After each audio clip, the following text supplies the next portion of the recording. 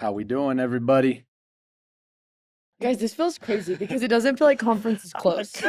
Surprise, we're talking about conference. Conference You know is what's literally crazy is when I 2 get completely seconds. ignored when I ask how you guys are doing, but that's fine. But let's talk conference because it's just over a month away, really and we're good. so excited. Grace wasn't paying attention, but it's fine. But we have the good old Good News brand conference books. I had mine last year. I loved it, and I think I actually even like this year's more because the artwork in this The is artwork crazy. goes crazy. No, because why did I want to buy that book so I could just rip the artwork out and hang it in my house? I was literally thinking the same So thing. don't worry, this is a 2-part product. You can write your notes in it and then you can rip out all the pictures and hang them on your General wall. conference Or keep them in notes your and book. Yeah, Like, I'll leave mine in. I think I'm gonna leave mine in. You can do whatever you want. want.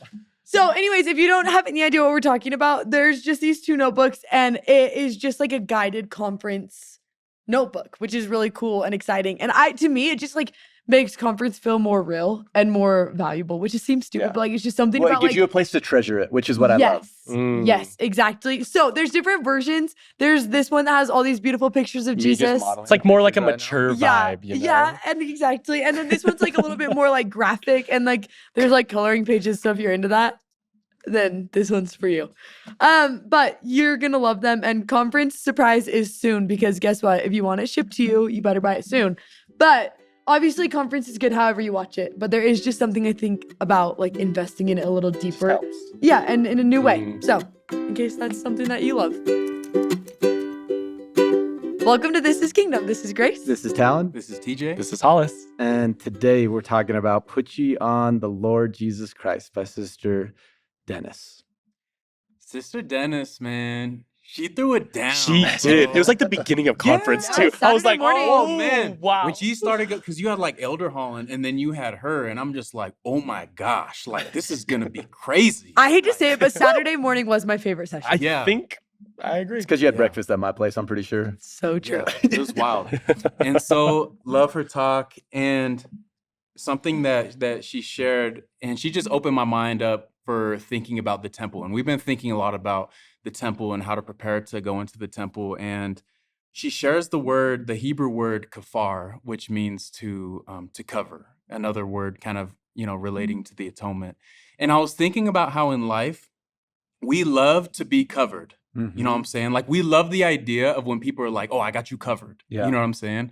Like when we had like a little medical procedure today and everything's cool. It was just a little checkup thing. But I'm so happy that my insurance covered us on that, bro. Hey. You know what I'm saying? Like I'm grateful that it covered us in that way. I love when I get home, I love covering Titan with kisses, man. It just brings me joy. You know what I'm saying? I thought you were going to say when it's like a cold winter day and Yes. you get all covered in your blankets. Yes. Every night, bro. Every night we cover up with the blanket and like. And I thought, okay, sorry, this is just maybe a me one, but when you're paintballing and you're with your guy and you like run out into a scary thing and he's like, I got you covered, bro. And he like snipes down anyone that comes at you. Grace, come on. It takes the hits. Come on. Takes the hit. We love when someone's got us covered, like, and we love that special treatment. You know what I'm saying? Like, take you to the front of the line or take you to that place, quicker. And we love being covered. And I love this word kafar. And the thing that hit me as I'm thinking about how we love to be covered and about kafar and about the temple and about putting on Jesus is that when you think about every covenant and every ordinance that we make, Jesus symbolically covers us with his love, covers us with his grace. But when you think about the actual ordinance, like you think about baptism, he covers us with water. And then when we receive the Holy Ghost, he covers us with fire.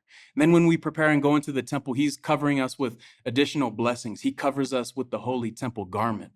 And then even in the ceiling, he covers us. He covers our marriage and he covers our family. And one thing I wish I knew when I was younger is going into the temple is there's going to be some things that you got to prepare for. And there's going to be some things that are new and things that you can learn and do your temple prep and everything.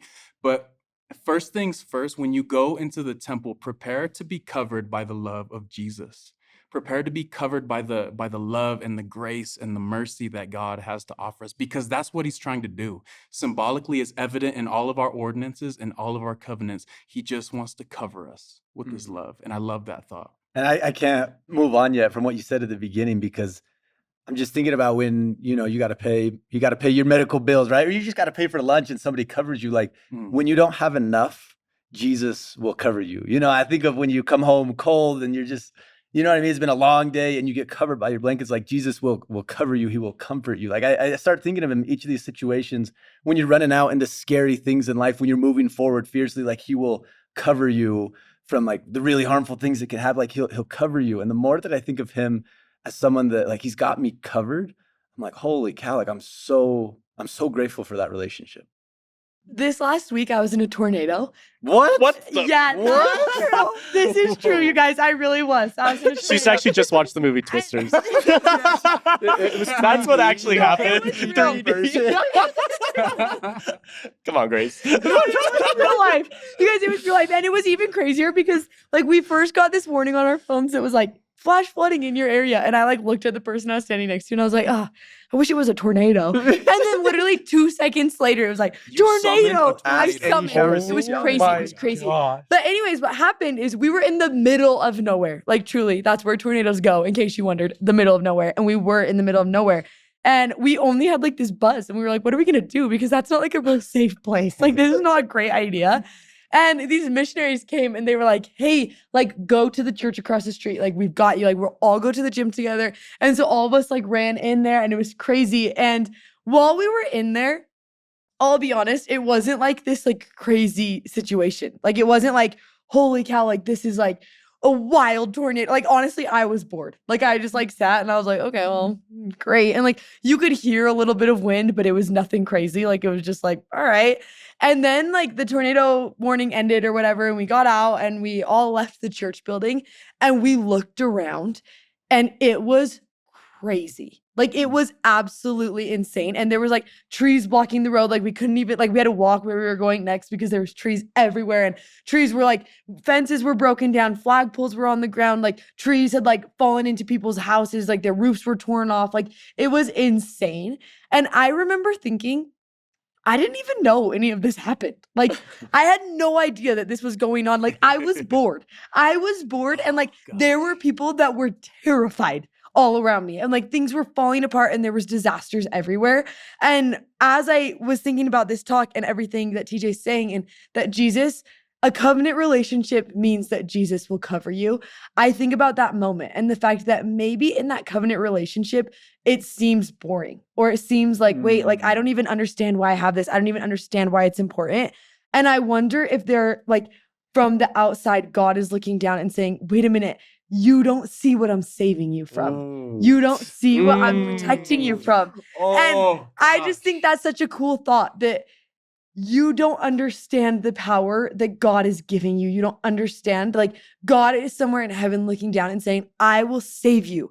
I will protect you. I will have your back. And don't miss out on that. That's what a covenant is. And I think that's so thrilling to me because it makes me desperate for covenants. It makes me love them. It makes me like want to race to them because I want that safety. And honestly, like I want the contentness of like, oh, great. Like I'm covered. Yeah. Yeah. Ooh. Wow. Gosh. That's tornado. Okay, you were in a tornado. I believe you now. I believe you. I was. When I think of that and I think of being covered, I always think of hugging someone after something hard happens. Like when I think of the heartbreaks in my own life or the hard things that I've gone through, the best sort of covering for me is when I get to hug my mom, or when I get to hug my sister, hug my best friend. And that's when I know I'm covered amidst life's difficulties, amidst I don't know what the future is, amidst the unknown in my life. I love feeling covered and knowing I feel safe in someone's arms. And I feel like when we make a covenant with God, God is just hugging us through life. And it feels so warm and safe. And that doesn't remove pain, that doesn't remove distractions, that doesn't remove the tragedies of life. But what it does add is comfort, grace, and safety, knowing that God is covering you through each and every obstacle. And I just love that so much, knowing that God is covering me and just knowing that it's not going to remove the pain. Because I feel like, oh, if God's covering me, if I make this covenant, that means no pain, that means no heartbreak. What it actually means is you understand the pain more. You understand the heartbreak more because you know who's with you going through it. When I started wearing the holy temple garment, I didn't like it at first, man. I was used to not wearing like TJ wanted to show off how buff he was at all times. I was like, It's man, how am I cool, supposed to wear this TJ. little cutoff with this white shirt, man? I didn't, but I it wasn't my favorite thing, but I didn't understand it. But look at the holy temple garment. Look at how God is trying to cover us with his love. And then look at what you just said, Hollis. I think God gave us the temple garment so that we could put it on and so that he could point at us and say, don't you forget today that I love you and that I'm going to cover you and that I'm with you. And when I understand that about the temple garment, then it's no more. It's like, oh man, I got to wear this 2 shirts, Now I can't wait to put them back on because I feel a difference when I don't have them. And I'm going to feel him when I have them. That's the most beautiful thing you've ever That's so said, good. TJ. Sorry, y'all. I I didn't know know. where this was going. I'm actually Yeah. speechless. I after know. that. I don't know what was to say. insane.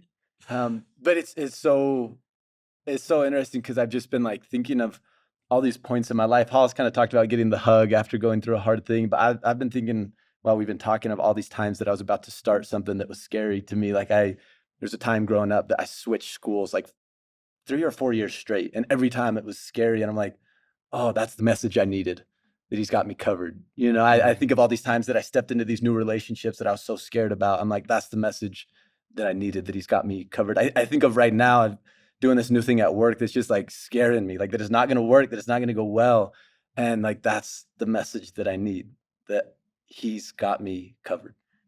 There's a story in the Book of Mormon. It's in Helaman. And I think it might be Come Follow Me this week. And don't quote me on that because it might be a different week. I'm all messed up in my weeks. I think we're But- still in Alma. Yeah, it's fine. No, when this comes out, I think when this comes out, I think it will be, I think it might match up. But it's the story of Nephi and Lehi, and not the Nephi and Lehi that you think it's going to be. Okay, it's a new generation of Nephi and Lehi. And Talon made me think of it because they get sent to jail. That's not a great start for their story. Like that's just automatically, that's tough and that's new and that's different. And they get sent to jail and they're starving and they're not feeding them. And then people come in to like kill them. And they're like, this is it. This is the end of your life. And what happens is the scriptures say that they were encircled by fire and completely covered in protection from God. And all the people in the prison are like, what's going on? And then there's like this earthquake and then there's darkness and everyone's panicking and it's a disaster and everyone's so afraid and everyone's covered in darkness except for those two who are covered in protection by God. And I think the coolest part of the story is what happens next, because there's this one guy and it says it's someone who fell away from the church. It's someone who walked away from God's church. And he recognizes that the protection and the encircled about by the protection and love of Jesus and the grace of Jesus is from God. And it's the boy who probably felt like God gave up on him that looks around and teaches everyone else in that prison they're protected by God right now. And he was in the darkness too. And he said, no, wait, they're protected by God. And he starts answering all the other questions from the prisoners in the prison. And then all of them also, like all the darkness goes away and all of them are like encircled and absolutely like wrapped up in this fire in the middle of the prison. And then all of them leave and they all go start preaching and teaching what had just happened to them in the prison.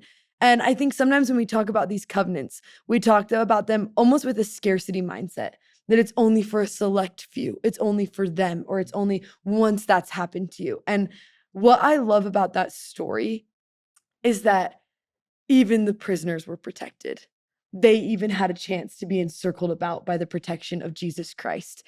And I just want to be clear that there's room to be covered by Jesus. He is not scarce about who can have a covenant relationship with him. In fact, he is in relentless pursuit of every single one of his kids. And he is looking around and saying, no, I want you. I want a relationship with you. I want to protect you. I want to encircle you in the arms of my love. And he will. There's room for every single kid. Jesus climbed the hill to the garden still. His steps were heavy and slow. Love and a prayer took him there to the place only he could go. Gethsemane,